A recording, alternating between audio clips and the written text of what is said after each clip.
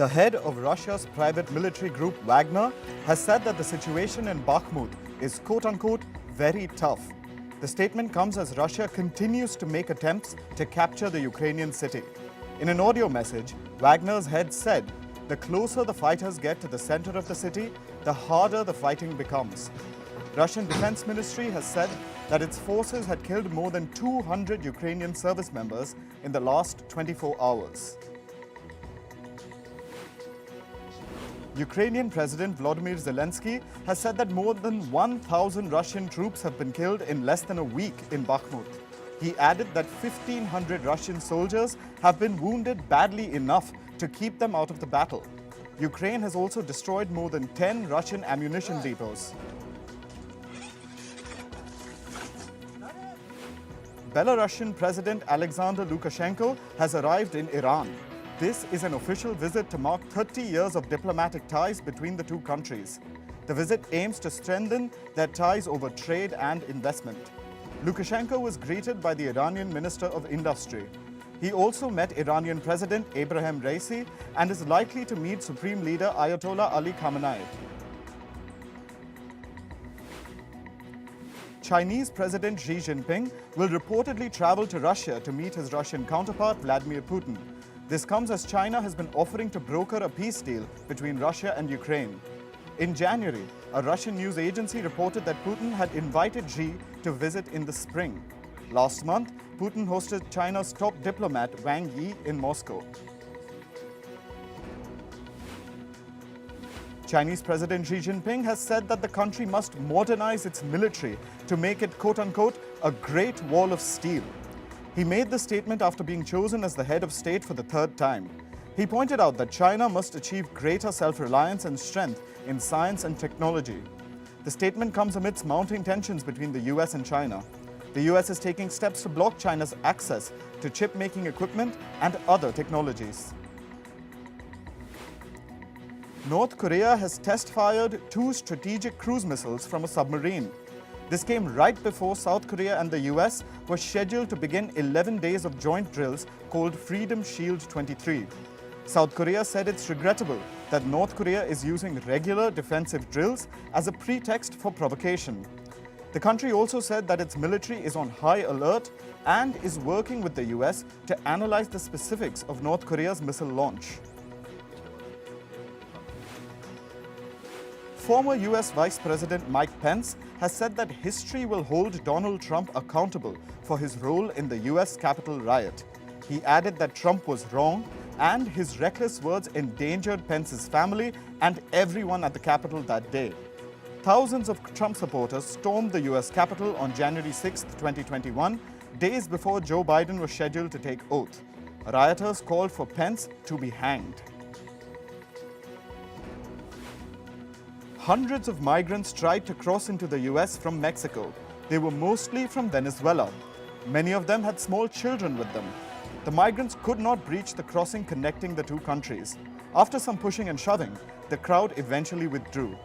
Migrants have been facing problems in securing appointments to seek asylum using a new application by the US government. They say that they face persistent glitches on the application. At least 8 people have died after 2 fishing boats capsized off the coast of San Diego in the US state of California. Search and rescue operations began on Saturday night. Officials have called this one of the worst smuggling tragedies in San Diego.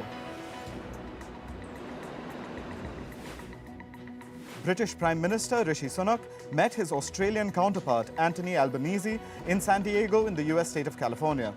This comes ahead of a high-level meeting. Australia is set to receive nuclear-powered submarines. This will be Canberra's biggest ever defense project. Britain, Australia and the US formed an alliance called AUKUS in 2021. This was part of their effort to counter China in the Indo-Pacific. Authorities in Lahore have allowed the Pakistan Tehreek-e-Insaf Party to stage a rally on Monday. This came hours after PTI's planned election rally was called off. PTI's leader and former Pakistani Prime Minister Imran Khan said the government wants to provoke clashes for the sake of FIRs. Authorities have now allowed rallies. But speeches against constitutional office remain banned. Japan has eased its guidelines to wear face masks. Now, wearing a face mask will be a personal choice. In January, South Korea limited the policy of wearing face masks indoors. Singapore has allowed people to not wear face masks on public transport. The US and England have halted most mask mandates. Storm clouds were spotted over a vineyard in California. A rainstorm known as an atmospheric river is expected to follow. It will bring more snow and rain to Northern California. Forecasters say the Sierra Nevada mountains will witness up to 4 feet of snow in the coming week. Flood warnings and advisories have been issued throughout Central California and in parts of Nevada. At least 6 people have died in Peru over the last few days as Cyclone Yeoh triggered torrential rains. Hundreds of homes have been affected. President Dina Boluarte visited affected parts of northern Peru. A state of emergency has been declared. Relief operations are underway. Cyclone Freddy battered central Mozambique on Sunday. Freddy made landfall for the second time in a month. One of the port towns witnessed strong winds and heavy rains. Electricity supply has been cut in the affected areas. More than 170,000 people were affected after the cyclone swept through southern Mozambique. 27 people have died across Mozambique and Madagascar. Queensland in Australia is facing record-breaking floods. This has been triggered by heavy rains over the past week. More than 90 residents had to be airlifted. The eastern part of Australia has been facing frequent flooding over the last 2 years. This is due to a multi-year La Nina weather event. Parts of Spain are facing record-breaking temperatures for this time of year. Temperatures approached 30 degrees Celsius, the highest since 1981. People made their way to beaches amid rising temperatures. Rainfall is expected in the northwest of the peninsula. Argentina's capital, Buenos Aires, is also facing record temperatures for the month of March. The temperature surged past 30 degrees Celsius, the highest since 1952. Argentina has been hit by drought since last year. It has affected key crops like soybean, corn, and wheat. High temperatures and heat waves are impacting the harvest. Forest fires raged in northern and western parts of India. This comes with the season's first heat wave. A wildlife sanctuary in the state of Goa caught fire on Saturday. Forest authorities sprayed waters on the burning patches. Meanwhile, Tehri city in Uttarakhand also faced raging forest fires. On an average, India is losing 1 million hectares to fires each year. Japan marked the 12th anniversary of the 2011 earthquake, tsunami, and Fukushima nuclear disaster. Prime Minister Fumio Kishida attended a memorial event in Fukushima. The 9-magnitude earthquake and tsunami affected large parts of Japan's northeastern coast. More than 20,000 people died. The natural disasters triggered meltdowns in 3 of the 6 reactors of the Fukushima Daiichi nuclear plant, causing massive amounts of radiation. Thousands of homes became uninhabitable.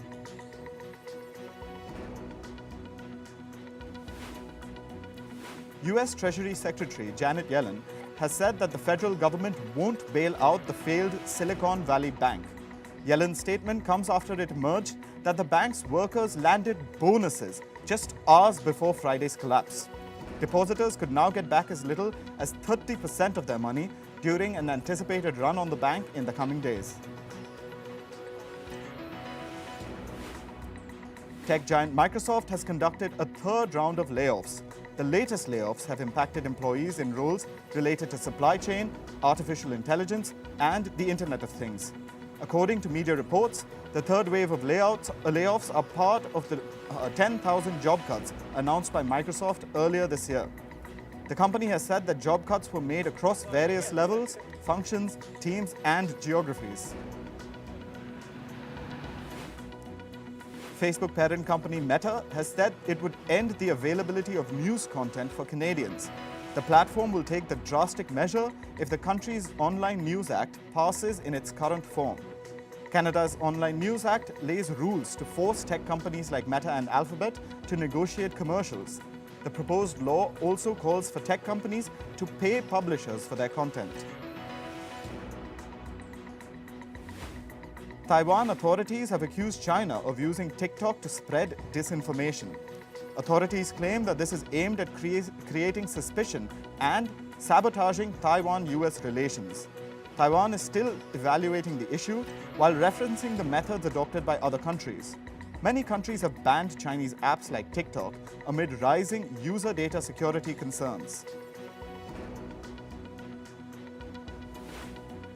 China's BYD will not consider building its first European car factory in the UK because of the impact of Brexit. BYD is the world's largest seller of electric and hybrid cars. It's now targeting sales of about 800,000 cars annually in Europe by 2030. Areas in Germany, France, Spain, Poland, and Hungary have been shortlisted as possible locations for its new factory. Tesla Cybertruck's size has apparently been revealed through executives who attended Investor Day. They've confirmed that it's just a bit smaller than the original prototype. The Cybertruck has about the same exterior dimensions as an F-150 Raptor Super Crew. It will have 5 seats. The Cybertruck will also feature an 18-inch center display and a second-row center display, much like the Tesla Model S. Media reports suggest that Apple CEO Tim Cook wanted to introduce an AR/VR headset as soon as possible. However, Cook faced objections from the design team. They sought to delay the launch to create a thinner, lighter, and more powerful product. Now, Apple is speculated to announce the headset's launch at its upcoming developer event.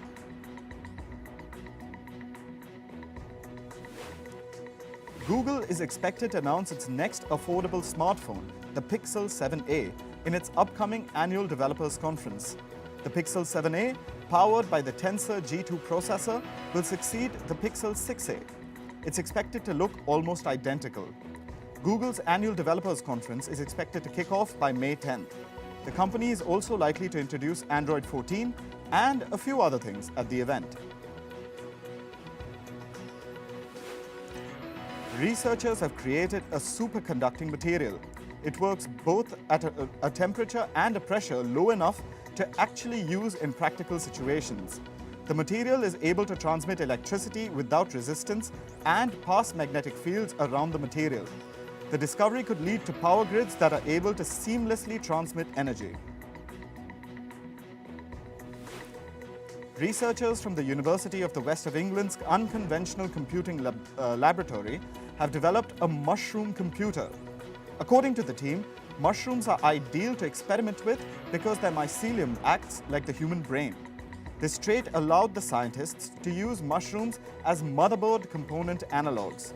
If scientists are to be believed, the research may also lead to advancements in machine-brain interfacing.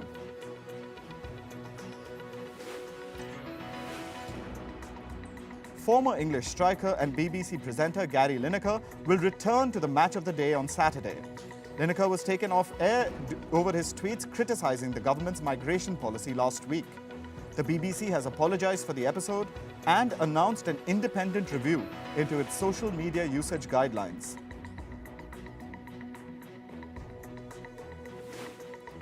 English Premier League leaders Arsenal have restored their 5-point lead at the top of the table. This comes after the Gunners' emphatic 3-0 victory over Fulham on Sunday. Gabriel Martinelli and captain Martin Odegaard all scored in the first half. The Gunners have now become the first team ever to win 5 consecutive away London derbies without conceding a goal. French footballer Antoine Griezmann has unveiled his wax statue at Paris's the Musée Grévin. He is the 3rd French footballer to have a statue in the museum. Wax figures of Kylian Mbappe and Zinedine Zidane are also present at the museum. Griezmann was a key member of the French football team that reached the final of the 2022 FIFA World Cup. He also won the Player of the Tournament at UEFA Euro 2016. Brazilian footballer Rafinha scored the only goal as La Liga leaders Barcelona defeated Athletic Bilbao at San Mamés. With the crucial win, Barca was able to restore their 9-point lead over second-placed Real Madrid. The Brazil international struck in first-half stoppage time. The goal was given after a VAR check. Initially, the offside flag had gone up.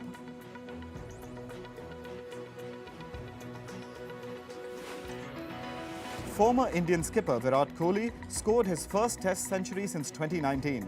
Kohli's 186 and Shubham Gill's 128 helped India to establish a 91-run lead against the Aussies. The visitors were bowled out for 480 in their first innings. India has won the crucial fourth Test.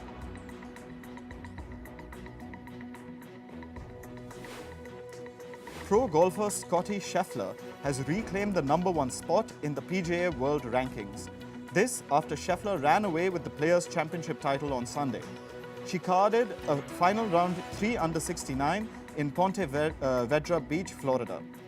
With Sunday's win, Scheffler has become the third player to hold both the Masters and Players' Championship titles at the same time.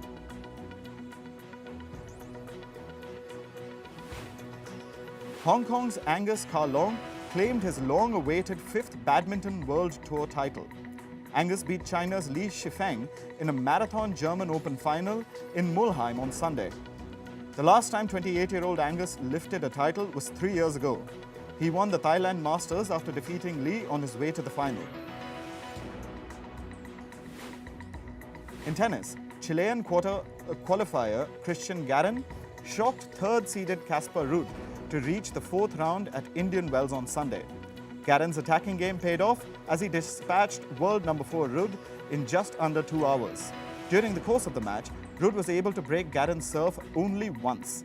The Chilean is now set to face Spain's Alejandro Davidovich in their upcoming round of 16 match. UAE team Emirates star cyclist Tadej Pogacar has won the 81st edition of Paris-Nice by winning the final stage. He was in total control in the hills overlooking Nice, launching a stunning attack on the final climb. By the time he hit the final segment leading towards the finish line, he was able to begin his celebrations. "It was always my dream to win Paris-Nice. The fact I did it is incredible," exclaimed an ecstatic Pogacar. Pickleball has become America's fastest growing sport. It's a paddle sport that sits somewhere between table tennis and full-size tennis. In 2022, the number of pickleball players nearly doubled to 8.9 million in the US. The sudden interest has pushed pickleball past older sports like softball and volleyball. The sport now intends to close its gap with lawn tennis, which has around 23.6 million players. Everything Everywhere All at Once wins the Oscar in 7 categories. The movie won Best Picture, Best Director, Best Actress, among others. This makes it the most awarded film since Slumdog Millionaire. The 2008 film had won the Oscars in 8 categories. Malaysian actor Michelle Yeoh wins the Best Actress Oscar. Yeoh won the award for Everything Everywhere All at Once. This makes Yeoh the second woman of color to win the Best Actress Oscar. Yeoh called it a historic moment. And without them, none of us will be here. Actor Brendan Fraser wins the Oscar for Best Actor in a Leading Role. Fraser played a morbidly obese English teacher in The Whale. This is Fraser's first ever Oscar nomination and win in his 30-year career. Fraser said it has been a lesson in humility. The Elephant Whisperers is the first Indian production to win Best Documentary Short Film. The 41-minute documentary is directed by debutant director Karthiki Gonzalez. This makes it producer Guneet Munga's second Oscar win. Munga's 2019 joint production, Period, End of Sentence, had won in the same category. Natu Natu from the film RRR wins Best Original Song. The song is composed by M.M. Keeravani. The song was reproduced live on stage at the ceremony. This makes Natu Natu the first song from an Indian production to win. Yeoh from Danny Boyle's 2008 film Slumdog Millionaire had won in the same category. All Quiet on the Western Front wins the Oscars in 4 categories. The film won Best International Feature Film and Original Score, among others. The anti-war film is directed by Edward Berger. Oscars 2023 host Jimmy Kimmel made Slapgate jokes on more than one occasion. He told guests to put your hands together and then keep them to yourself. Almost 2 hours into the ceremony, he reminded guests again. He said, "This point in the show kind of makes you miss the slapping a little bit, right?" Last year, Smith slapped Chris Rock, landing Smith a 10-year ban. Actors Halle Berry and Jessica Chastain present the award for Best Actress. The honor is usually reserved for the reigning Best Actor. Will Smith won the Best Actor award for King Richard in 2022, but he was given a 10-year ban from the Oscars following last year's Slapgate incident. Singer-actor Lady Gaga wore a black t-shirt and ripped jeans for her Oscars performance. Lady Gaga arrived at the red carpet in a black Versace gown. She later traded it for a more comfortable look. She performed Hold My Hand from Top Gun Maverick. Although she didn't win, she received a standing ovation at the end. The post-Oscars Governor's Ball dinner was led by chef Wolfgang Puck. This made it Puck's 29th year hosting Hollywood's biggest after-party. Specialities included fish and chips, smoked salmon, and vegan pizza. A chocolate Oscars trophy dipped in gold leaf was also given to the guests.